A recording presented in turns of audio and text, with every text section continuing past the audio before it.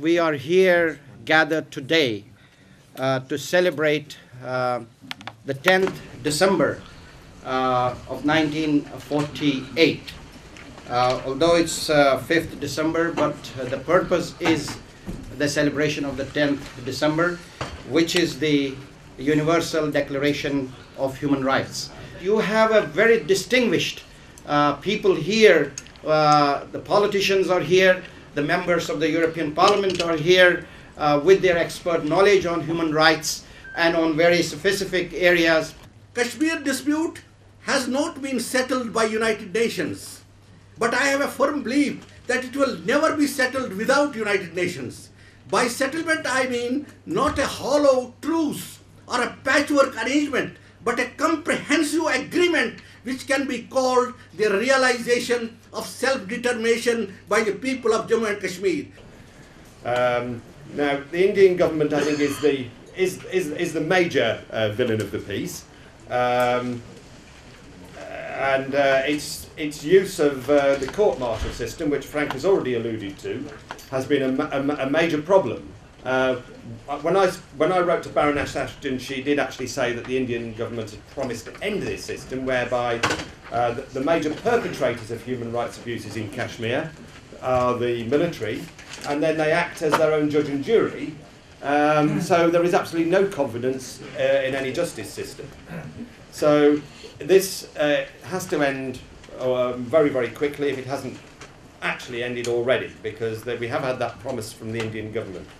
The question is, why more than 60 years after the original United Nations resolution are the people of Jammu and Kashmir still awaiting the referenda that allow them to determine their own future? But why in 2012 are we still learning of murder, torture and so-called disappearances in Jammu and Kashmir? Why is violence against women rising? Why are mass graves still being discovered? Particularly on the Indian side, where the Indian army sits on Kashmir like an elephant sits on an anthill. Feels a little bit of irritation, but you know it has no idea of the problems it is causing down below. The Indian army just does not understand the effects its behaviour has on the human rights and the ordinary lives of the ordinary people of Kashmir. Particularly on the Indian side, where the Indian army sits on Kashmir like an elephant sits on an anthill. Feels a little bit of irritation, but you know it has no idea of the problems it is causing down below. The Indian army just does not understand the effects its behaviour has on the human rights and the ordinary lives of the ordinary people of Kashmir. Something must be done.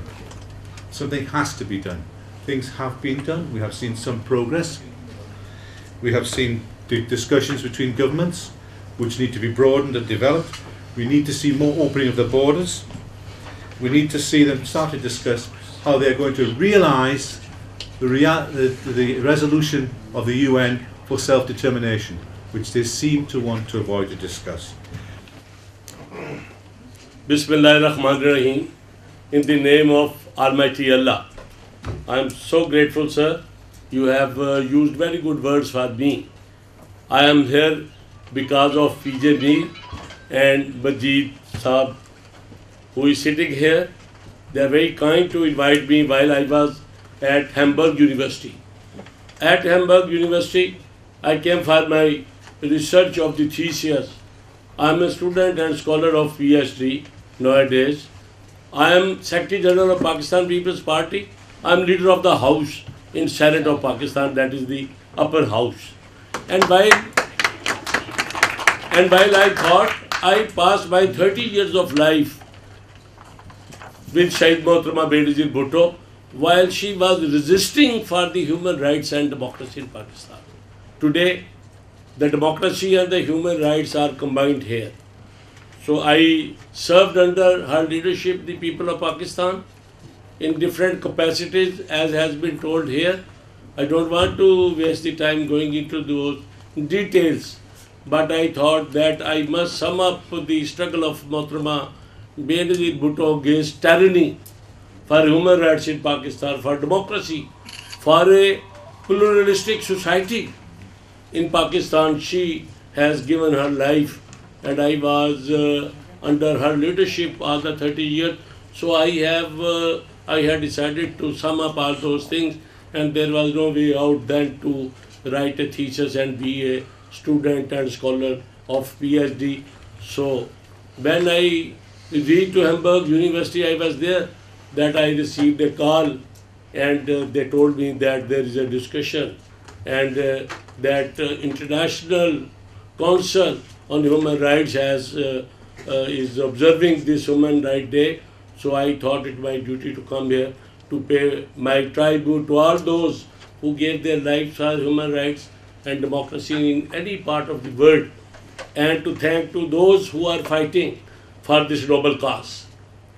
This word, as I have observed, is a continuous struggle between those who are believers of the good and between those who are the forces of evil.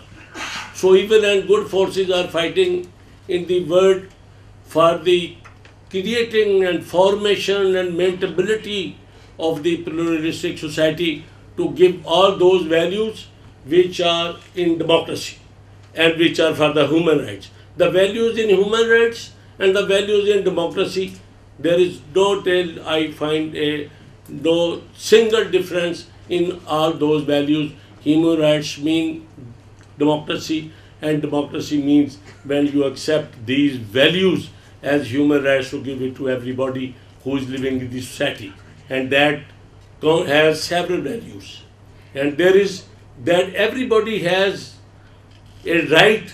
Number one is the equality, living in a society. And what is the equality? Equality means that you have an equal right to live in the society according to your own belief. Whatever you have the belief, nobody should touch you, your belief. But in the civilized society, he should be given an equal rights, the freedom of speech, the freedom of movement, justice, and the most valuable in human rights and democracy is the dispensation of justice. Dispensation of justice means it is not to be done, but it is seen and visible that it has been done. That is the definition of the justice. And for human rights, when we speak of equality, we speak of the justice. And justice is been mentioned and has been noted, preached and sacrificed by all prophets of all times, which has been sent by Almighty Allah on earth, that they should create a harmony on the earth and create a society where everybody has an equal right to live.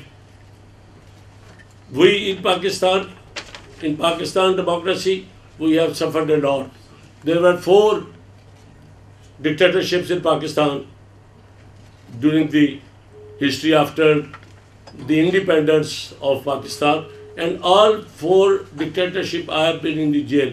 I was in the jail as a student leader with Shaheed Zulfikar Ali Bhutto in 1968. I was jailed with Shaheed Zulfikar Ali Bhutto in 1977 when his democratic government was toppled, only because somebody wanted to put the tyranny in the society of Pakistan.